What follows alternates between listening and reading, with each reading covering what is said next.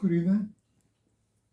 My name is Odie Hawkins, and before I start, I would like to suggest that my wife, Zola Salena-Hawkins, join me with her beautiful, that's from Mali, isn't she? All? Yes, I believe so. Oh, yes. Yeah, nice. Oh, I love it. I love it. Hello. Hello. Before I get taken off into this, Mm-hmm. we get taken off into this, I'd like to say, first of all, to our son, Russell Lake, Feliz cumpleaños, See. or as they say in English, happy birthday, man.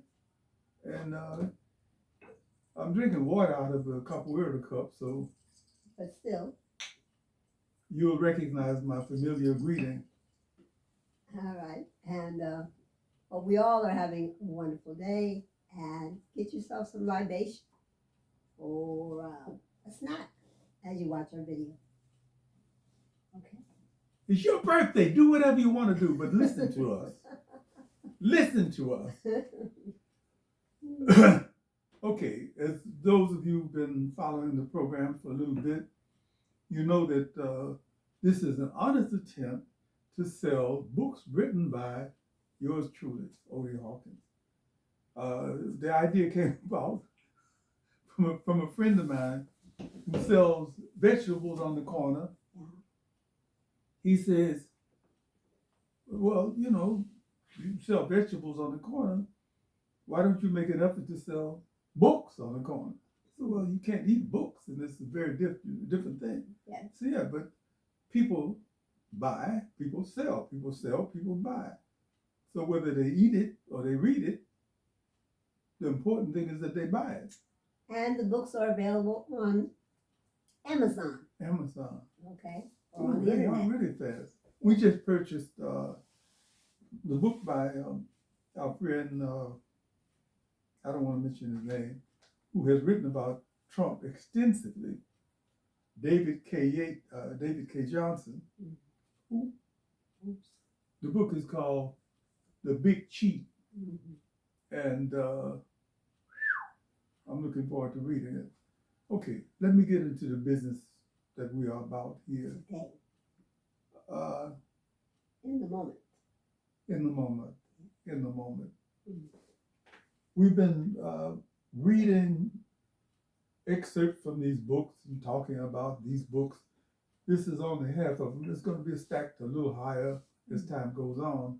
But we thought we would take a little break to maybe introduce you to different kinds of concepts about how it is possible to become a writer, possibly, how it's possible to meet people who are interested in the same thing you're interested in, which is writing. And I thought the best possible way to do this would be to introduce you to how I got into the game, how I got into it. Mm-hmm. Okay, so having said that, this is not going to take very long at all. For those of you who have some clothes in the laundromat or you baking something, don't worry, we're not going to make you burn anything. Yeah. We decided to do this because a number of people said, well, you on cyber, you're selling books. How could I get into that? Then it occurred to me that you might take the same avenue that I took.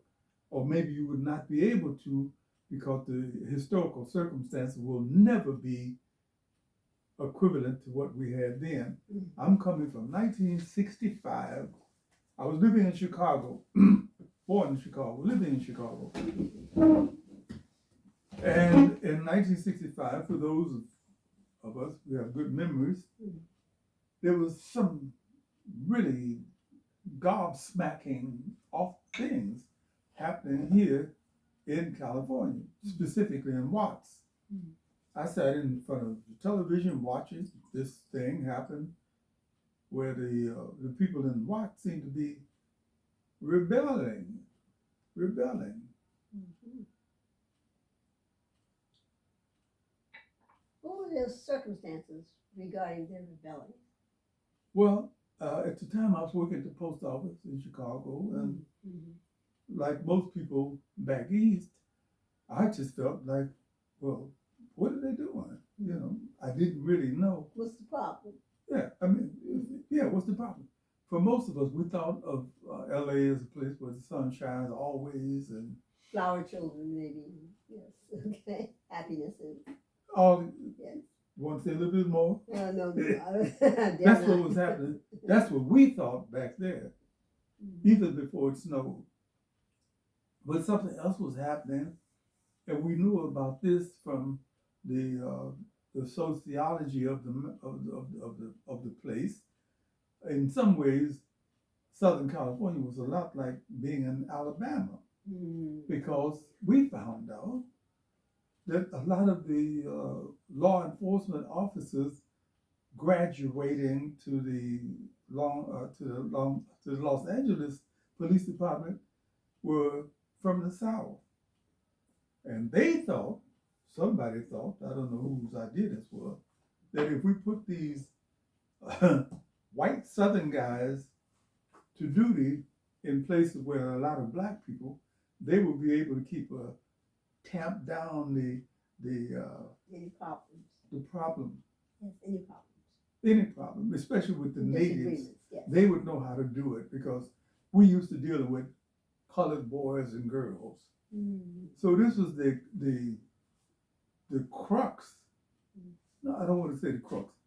This was one of the catalysts for having the problem start off, which had been long simmering and long brewing from way back when. So we're at 1965, and we see on television, I'm watching on television, sipping my lemonade to increase your potency, lemonade. Are you drinking lemonade? Yeah. Well, you want to increase your potency if you keep drinking that. Moving right along. Having determined that, from what I could see on television, is that the African American, Hispanic Americans in Watts were being given a raw deal. They were being stopped for no reason. They were being challenged. They were being mistreated. Justice was not being dispensed in an even-handed way. The Watts, I started saying Watts Writers Workshop. The rebellion started, there are 2 or 3 ways. You can say rebellion, or you can say, Call it what it was. Let's just say Watts Rebellion. The people in Watts who were sick and tired of the law enforcement people not enforcing, but just simply being nasty, deserved to be rebelled against. So they did. 1965. It was a bad scene, but at the same time, it served the purpose of making the law enforcement element here understand that people will only take so much, and then they will rebel. They will rebel.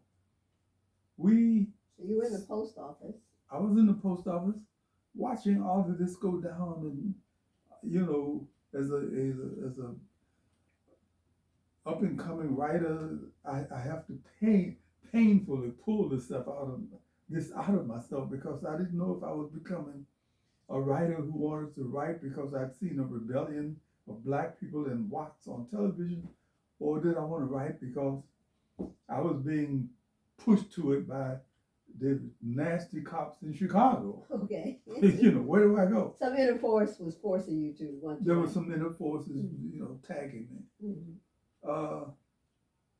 I decided to go to Watts. I decided to go to Los Angeles. So leave Chicago in the cold. when you which had was the a pleasure. opportunity, Which was a pleasure. you had opportunity to relocate To Los Angeles. California. Okay. They had a deal at the time in the federal service that if you wanted to, it's in the post office, I should say, that if you wanted to go to some place, let's say Alaska, and you had someone who wanted to exchange places, you could do that.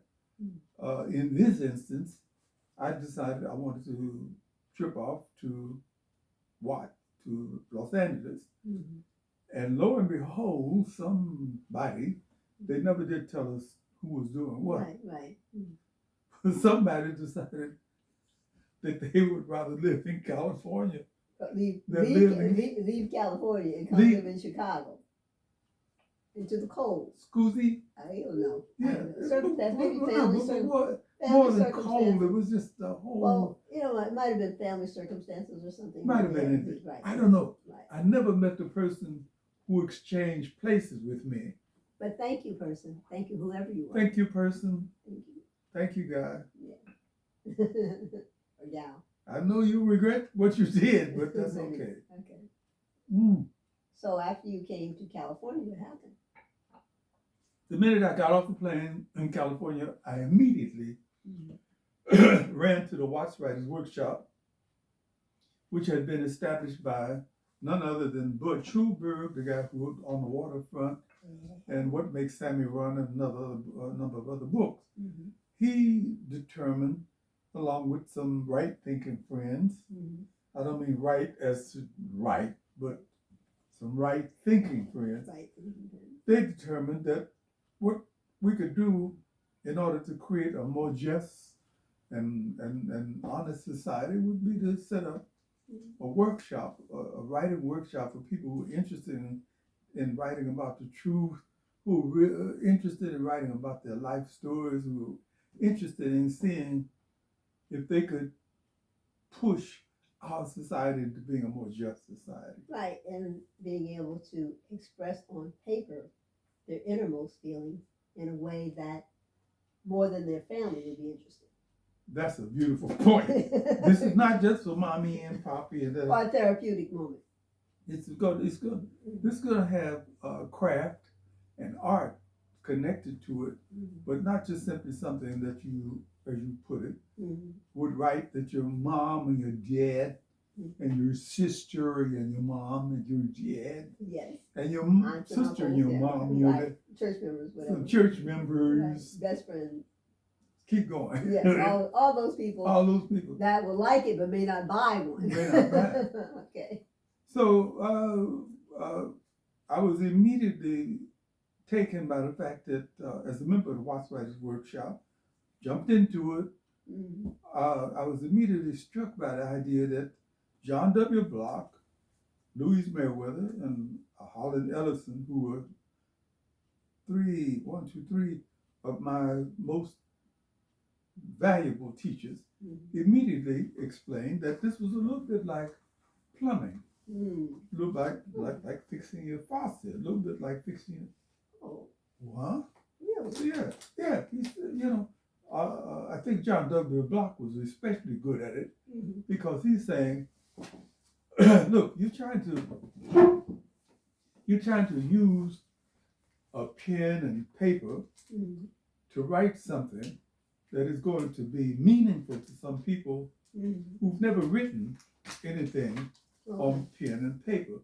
They may never have fixed their faucet either. Okay, all right. So certain elements have to be looked at the very beginning.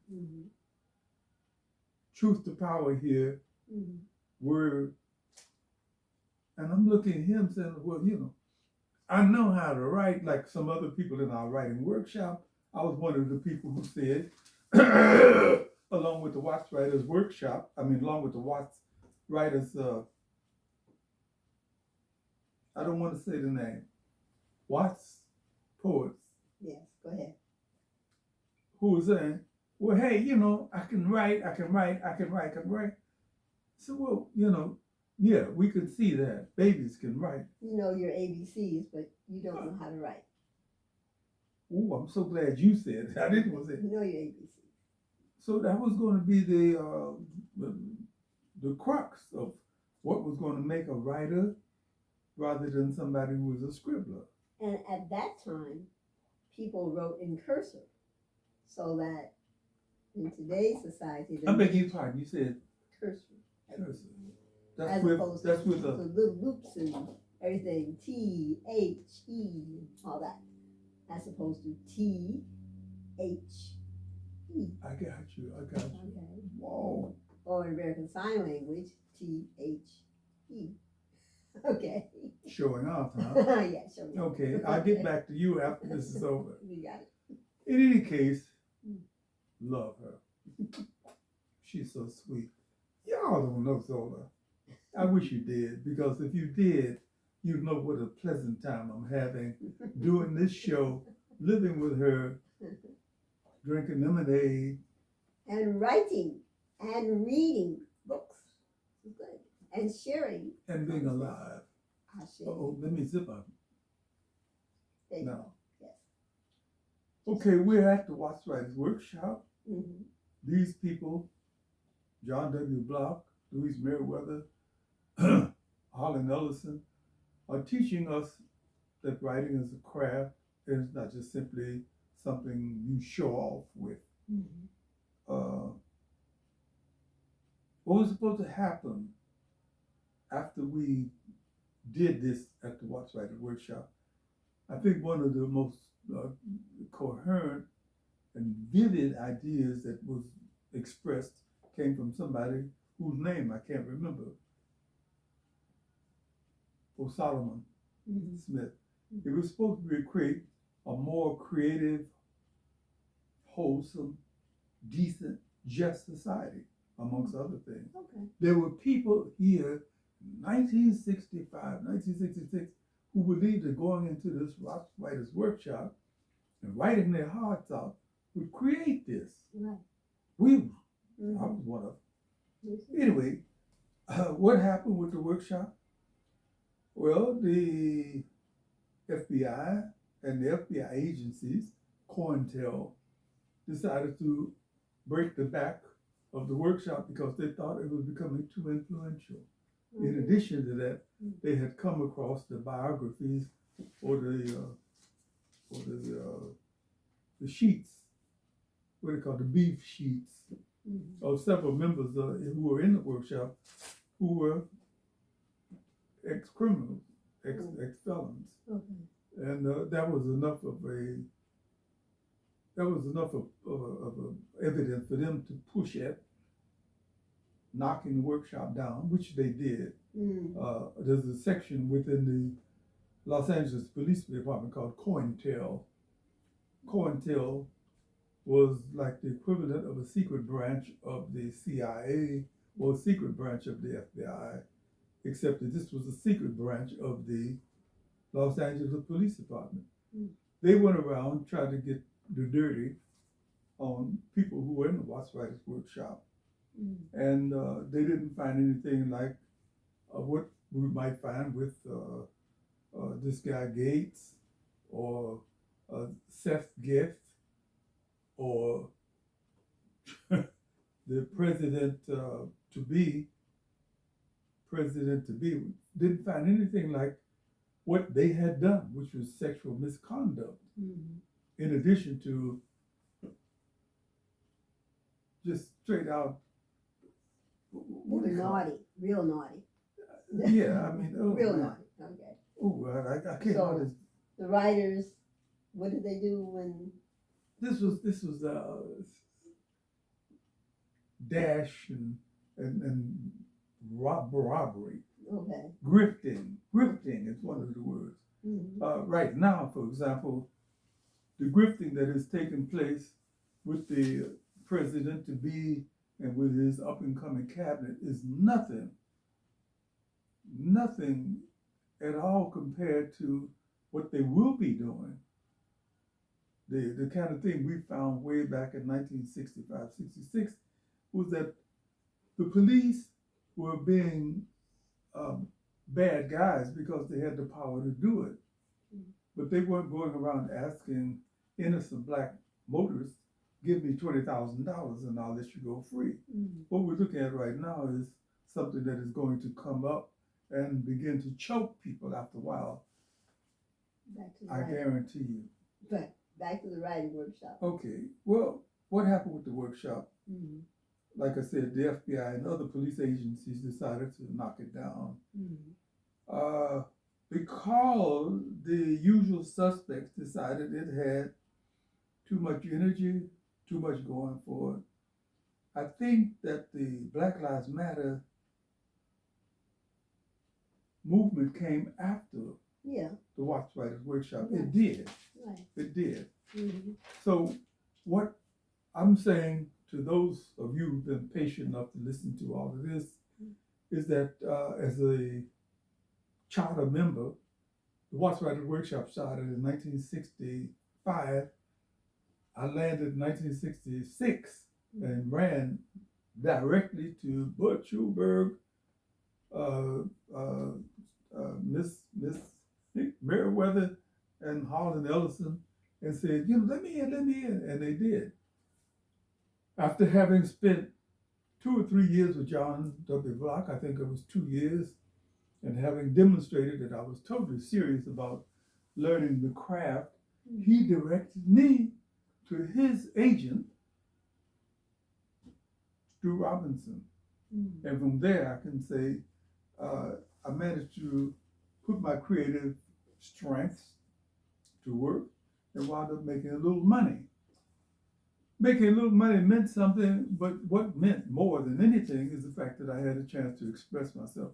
I'm not talking about First Amendment rights or anything like that. I'm talking about express myself in a creative way, which means that you have a means of saying something about the situation that's happening with you, with your country, with what's happening in the world, and not feel compelled to just simply write some drivel. Okay. And as you're pointing out, it's really good to be able to find a writer's workshop that is not willing to applaud everything you write, but also provide you a critique. Don't ask your mother what she wrote. Okay. Is it good? She's going to say. So, your mom will say it's good more than likely, because she's your mom. But you need to know how to do an outline. You need to know how to do character sketches so that we know and care about the characters in your story. Oh, you're talking about the craft. Yes, the craft, because friends have given me books and they're like 50 characters in the book. I don't care after a while. I really don't care, okay? There's just too many people. And none of them are memorable. None of them are memorable, okay? Even one that was a fictitious story about a rabbit family and goblins. After a while, there were just too many. I didn't know what was going on. So, but we're fortunate to have now members of the Billbrew Writers Workshop. Up to the present day. Yes. And incidentally, I have to say, I was chosen to be the first director. I don't want to say, the first director of the Billbrew Writers Workshop, which was requested by Pat Forte. Hello, Pat. And was put into place by Rosie. I started saying Rosie Hooks, not Rose Mitchell. Mm-hmm. You ladies have such beautiful names. I always want to say Rose. I always want to say Rose. Rose. Right, yeah, beautiful name. But this is where it started with the most recent example of the Watch Writers Workshop. And now Charles Chapman is the director now of the Workshop. And in the coming year, there'll be events at the library where we will be talking about our creative process in writing. And I tend to like to write on the science fiction area. Yes. I like to present, especially with old homes like the White House. I think about the ghosts that may be walking around. This lady, I have to interrupt you because I know she doesn't want to do it. She has a story about the ghosts in the White House. As most of you know, enslaved people created our White House. But then what happened to the enslaved people? Zola Salena-Hawkins has designed a story that asks us to look at people who are coming out of the woodwork, who are coming out of the walls, and talking to each other about the situation that they were in and what happened with George Washington. They have special interest in the presidents that and White Thomas Jefferson, Yeah. So and all of these people. Yeah. And I'm dying to see it done, but since she's helping me do this, it's delaying her work. it's a little hiatus, but it's coming. I'm coming back to it. Well, I wish I would. Okay. I'm coming back to it. Okay. I won't argue against that. Okay. Look, having said that, this is why you should get into what's Into a writer. what's on my mind. Right. Into a serious writing workshop. Right. Seriously. And not one that applauds everything that you say. Okay. That if your story goes off the deep end and you don't understand why all of a sudden people are doing things that don't seem part of the story, okay, then you need more work on the story. Don't be afraid to work. If you decide you want to write, then you must be prepared to write. And that means you must be prepared to work. And you must allow yourself to have, this is the time of the day, this is the time, the day of the week in which I will write. Nothing should interfere with that time, whether you pick in the morning or the evening, if you're working, maybe during your lunchtime, but you have to designate a time in which you will take time to write about what you want to express. Beautiful words. I can't add anything to that other than the fact that let's ease away from this. I want to say one more thing. Okay, I want to say one more thing. Don't be afraid to follow your dream. Okay, at the end of the day, you can't live for anybody else but yourself. That's right. Okay, and care about yourself. Be good to yourself. Have a good life. Look, we're into all kinds of things that are going on, but the new year's coming up, so brace yourself. And 2025 is the time to start writing about your book. Okay? I couldn't say it better with that. Enjoy. And again, Russell, hope you're having a great day. Russell, get on it. We love you. Bye now.